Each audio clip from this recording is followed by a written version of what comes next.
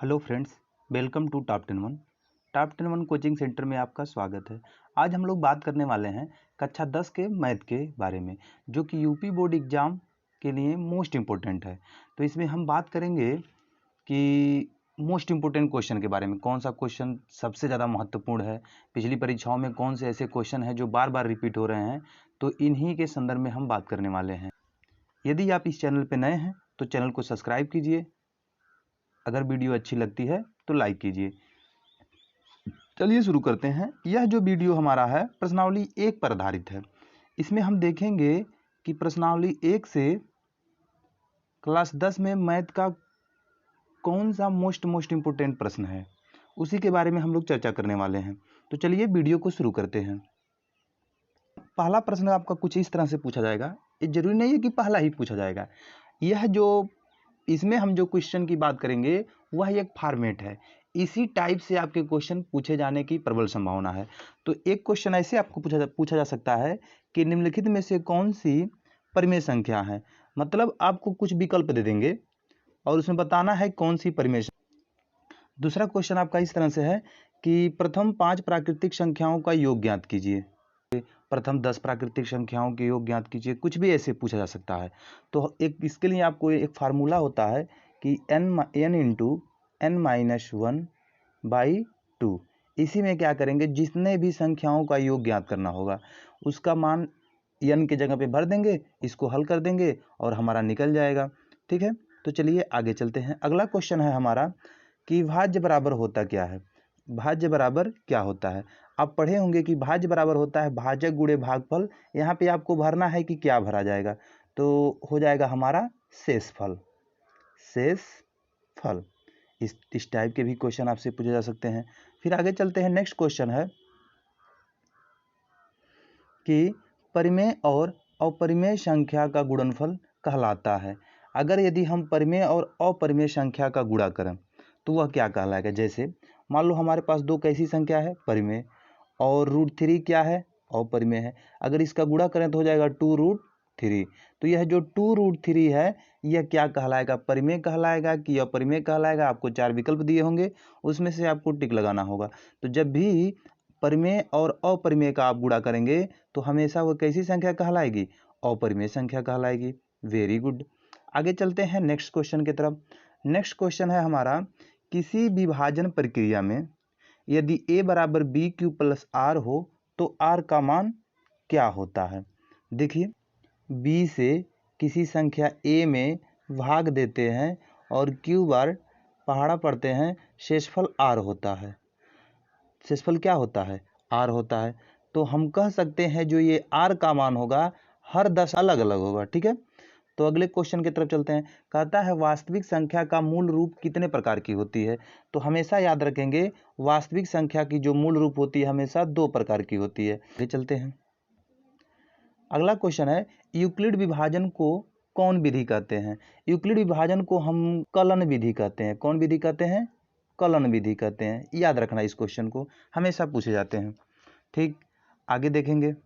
अगला प्रश्न है हमारा कि 2 या 2 से अधिक अभाज्य संख्याओं का मौसा क्या होता है। देख लेते हैं, ऐसे क्वेश्चन आपको पूछे जाएंगे। 2 या 2 अधिक अभाज्य संख्याओं का जो मौसा होगा क्या होगा। अभाज्य संख्या लेते हैं, मान लेते हैं हम 1 2 ले लेते हैं, 1 3। 2 और 3 कैसी संख्या है, अभाज्य संख्या। तो इसमें कुछ कॉमन मिल रहा है नहीं, तो हमेशा इसका मौसा क्या होगा, 1 होगा। इसी प्रकार से हम 5 और 7 ले लेते हैं। 5 और 7 में देखें कुछ कॉमन मिल रहा है नहीं, तो हमेशा मौसा इसका क्या होगा, 1 होगा। तो जब भी कभी आपसे पूछा जाए कि 2 या 2 से अधिक अभाज्य संख्याओं का मौसा क्या होगा, तो हमेशा आप किस पे टिक लगाएंगे, 1 पे। इस तरह से अगले क्वेश्चन की बात करते हैं। अगला क्वेश्चन है 2 प्लस कड़ी में 3 कौन सी संख्या होगी। इसी टाइप से अलग अलग पूछे जाएंगे आपसे। 2 प्लस कड़ी में 3, 2 माइनस कड़ी में 5, कड़ी में 5/6। बहुत से क्वेश्चन इसी तरह से बन सकते हैं। और वह पूछेगा कि बताइए यह कौन सी संख्या है। आपके विकल्प में होगा परिमेय, परिमेय होगा, अपरिमेय होगा। इस तरह से विकल्प होंगे, परिमेय होगा, अपरिमेय होगा। तो आपको बताना है कि कौन सा सही है। अभी अभी हमने पहले एक प्रश्न हल किया है कि एक परिमेय और एक अपरिमेय को हमेशा जोड़ा जाए तो कौन सी संख्या होती है, अपरिमेय संख्या होती है। अपरिमेय संख्या होती है। ठीक है, वेरी गुड।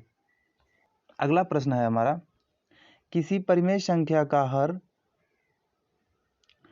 2 का पावर है 2 का पावर m गुणे 5 के पावर n के रूप का हो तो उसका दशमलव प्रसार क्या होगा। जैसे मान लो कोई हमारे पास परिमेय संख्या है 2/10, तो यह पूछेगा बताइए कैसी संख्या है, मतलब इसका दशमलव प्रसार जो होगा शांत होगा कि अशांत होगा। तो एक बात हमेशा याद रखेंगे, अगर किसी संख्या के हर के फैक्टर में या तो 5 आ जाए या तो 2 आ जाए या 5 और 2 दोनों आ जाए, तो वो हमेशा उसका जो दशमलव प्रसार होगा शांत दशमलव प्रसार होगा। ठीक इसी तरह से धनात्मक पूर्णांक q के लिए प्रत्येक धनात्मक सम पूर्णांक का रूप होता है। तो जो रूप होता है, अगर m है तो 2m लिख देंगे, q है तो 2q लिख देंगे। लेकिन कैसे लिखेंगे, q का मान भरें यहाँ पे। यदि q का मान हम 1 रखते हैं तो हो जाएगा 2, यदि q का मान हम 2 रखते हैं तो हो जाएगा 4, q का मान 3 रखते हैं तो हो जाएगा 6। इस तरह से q का मान जो भी भर रहे हैं हमें हमेशा कैसी संख्या मिल रही है, सम संख्या मिल रही है। तो इसका हमारा आंसर हो जाएगा 2q। क्या हो जाएगा, 2q। आगे चलते हैं, अगला क्वेश्चन है हमारा, किसी धनात्मक पूर्णांक q के लिए प्रत्येक धनात्मक विषम पूर्णांक का रूप होता है। इसका रूप होता है 2q + 1, क्योंकि जब भी कोई सम संख्या में आप एक जोड़ते हैं हमेशा वह विषम संख्या हो जाएगी। ये तो हमारा सम अभी पिछले सवाल में हम लोग देखे हैं, और जैसे ही उसमें 1 जोड़ देंगे तो क्या हो जाएगी, विषम हो जाएगी। तो जब भी कभी इस तरह से पूछा जाए कि किसी भी धनात्मक पूर्णांक q के लिए या m के लिए धनात्मक विषम पूर्णांक का रूप होता है, तो अगर यहाँ पे m दिया है तो आप m लिखेंगे, q दिया है तो q लिखेंगे। तो इस तरह से विषम कहेगा तो 2q + 1 और सम कहेगा तो 2q। आगे चलते हैं, अगला क्वेश्चन है हमारा कि 2 क्रमागत संख्या का मौसो क्या होता है। तो जब भी कभी 2 क्रमागत संख्या के मौसो की बात करेंगे, शायद एक क्वेश्चन रिपीट हो गया है, मौसो हमेशा क्या होता है, 1 होता है। आगे बात करते हैं, देखिए यहाँ पे आपसे कुछ क्वेश्चन सिद्ध करने के लिए पूछे जाएंगे। कुछ क्वेश्चन कैसे पूछे जाएंगे, सिद्ध करने के लिए कहेगा कि सिद्ध कीजिए कि 2 * 3 अपरिमेय संख्या है, तो इसको आप कर लेंगे अच्छे से। इस तरह से पूछ सकता है कि सिद्ध कीजिए कड़ी में 2 अपरिमेय संख्या है, तो इसको भी कर लेंगे अच्छे से। फिर कहेगा, या तो पूछ सकता है सिद्ध कीजिए 5 * 3 अपरिमेय संख्या है, इसको भी कर लेंगे। फिर पूछेगा सिद्ध कीजिए कि 2 + 3 * 3 अपरिमेय संख्या है, सिद्ध कीजिए कि 3 कड़ी में 3 अपरिमेय संख्या है, सिद्ध कीजिए कि 2 - 3 अपरिमेय संख्या है, सिद्ध कीजिए 1/2 कड़ी में 2 है। यह क्या है, 1/2 कड़ी में 2 अपरिमेय संख्या है। तो इसी तरह से जितने भी हम सवाल दिए हैं यह पूरा का पूरा मोस्ट इम्पोर्टेंट है। आप इन्हीं सवाल पे प्रैक्टिस करेंगे और इन्हीं सवाल को पढ़ करके एग्जाम में जाएंगे। देख लेना, प्रश्नावली 1 से कोई भी क्वेश्चन आपका बाहर नहीं जाएगा। आगे चलते हैं और यहाँ देखते हैं, पूछेगा आपसे कि यूक्लिड विभाजन का प्रयोग करके निम्नलिखित संख्याओं के मौसो ज्ञात कीजिए। कोई संख्या दे देगा, कुछ भी संख्या दे सकता है, कोई जरूरी नहीं है कि यही दे, कुछ भी संख्या दे सकता है, बस यहाँ पे डिजिट चेंज होंगे और आपको यूक्लिड विभाजन एल्गोरिथम से इसका मौसो ज्ञात करना होगा। तो इस क्वेश्चन पे आप बहुत ज़्यादा प्रैक्टिस कर लेंगे, मतलब क्वेश्चन की तो प्रैक्टिस करेंगे बट आप निकालते कैसे हैं इस पे ज़्यादा फोकस करेंगे, क्योंकि अंक चेंज हो सकते हैं। ठीक है, फॉर्मेट यही होगा। आगे देखते हैं, अगला प्रश्न है हमारा, अगला पूछा जाएगा आपसे कि बताइए कि अभाज्य गुणनखंड विधि का प्रयोग करके निम्नलिखित संख्याओं का मौसो और लौसो, कुछ भी पूछ सकता है, या तो मौसो पूछ सकता है या तो लौसो। तो मौसो और लौसो पे बेहद प्रैक्टिस कर लेंगे, जो कि हम लोग 3-4 में बहुत ज़्यादा पढ़ते हैं। मौसो ज्ञात कीजिए, लौसो ज्ञात कीजिए, इस तरह से हम लोग फैक्टर करके इसको करते हैं। तो इस तरह से इस पर आप पूरा अच्छे से प्रैक्टिस कर लेंगे। आगे चलते हैं, अगला क्वेश्चन है हमारा, पूछेगा आपसे कि बिना अभाज्य गुणनखंड विधि का प्रयोग किए निम्नलिखित संख्याओं के दशमलव प्रसार ज्ञात कीजिए, शांत होगा कि अशांत।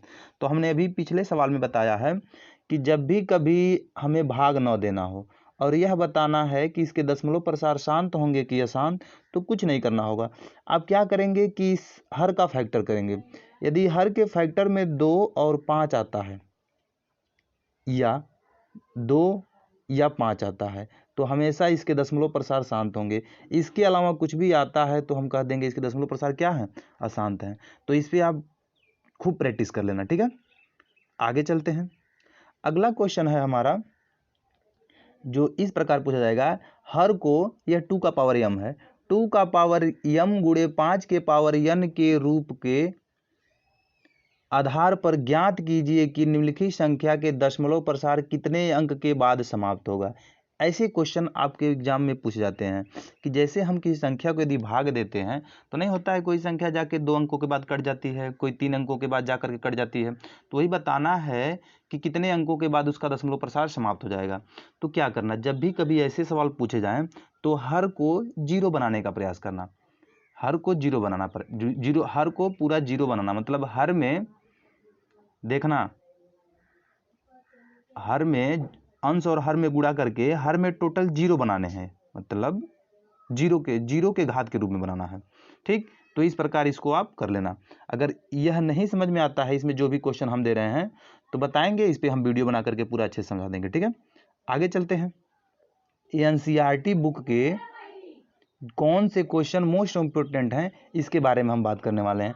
प्रश्नावली यदि 1.1 की बात करें तो इसमें आपको एग्जाम्पल 2 और 3 पढ़ लेना है अच्छे से, 2 और 3 क्या कर लेना है, अच्छे से पढ़ लेना है। इसी तरह से अगर क्वेश्चन की हम बात करें तो क्वेश्चन नंबर 1 का पहला, दूसरा और तीसरा, इसको तो आप पूरा प्रैक्टिस करके जाएंगे। ठीक है, इसी तरह से अगर हम प्रश्नावली 1.2 की बात करें तो उससे पहले आपको एग्जाम्पल नंबर 5 दिखेगा, तो एग्जाम्पल नंबर 5 को आपको क्या करना है, पूरा का पूरा कर लेना है। ठीक, और उसमें आप चलेंगे क्वेश्चन नंबर 2 और क्वेश्चन नंबर 3 मोस्ट इंपोर्टेंट है, इसको आप कर लेंगे। उसके बाद अगर एनसीईआरटी बुक की 1.3 की बात करें तो उससे पहले आपको एक एग्जाम्पल दिखेगा, एग्जाम्पल नंबर 9। ठीक है, इसमें हम क्वेश्चन, इसको पूरा का पूरा कर लेना और क्वेश्चन 2 को आपको पूरा कंप्लीट कर लेना है। इसी प्रकार यदि हम बात करें प्रश्नावली 1.4 के बारे में तो यहाँ पे यह पूरे के पूरे क्वेश्चन आपको कंप्लीट कर लेना है। ठीक है, इसी तरह से पूरा का पूरा कंप्लीट कर लेना है और इसका पीडीएफ आपको टेलीग्राम लिंक में मिल जाएगा। तो बेस्ट ऑफ लक। ठीक है, अब इसी को आप तैयार करेंगे और जाएंगे। अगर आप चाहते हैं कि इस तरह से आपको और भी वीडियो बनाया जाए प्रत्येक चैप्टर के लिए तो आप सभी लोग चैनल को सब्सक्राइब कर लें और ज़्यादा से ज़्यादा इसे शेयर करें। ठीक है, thank you for watching top 10 1।